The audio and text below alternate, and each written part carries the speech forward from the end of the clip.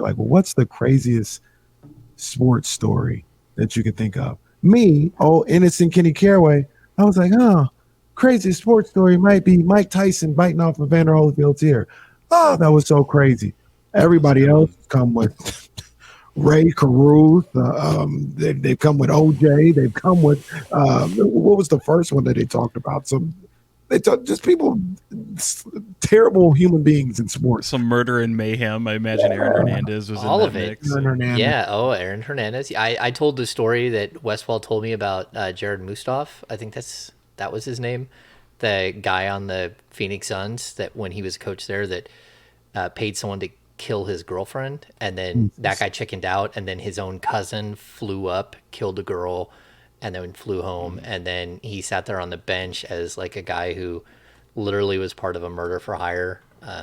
Yeah, just a weird situation, like crazy. I know a good one. Robert Swift for the NBA. Guy from Bakersfield, ended up in Seattle, was a draft pick up there. Just tons of trouble, drugs, ended up with a bunch of guns at his house. I mean, just crazy, crazy story. And then I forget the writer's name who did it on SI. He's a great writer. I can't remember who it was, so forgive me. But it ended up, up in Roseville, running pickup games. I was about to say, Robert Swift got Sacramento ties. Yeah. I mean, that's a.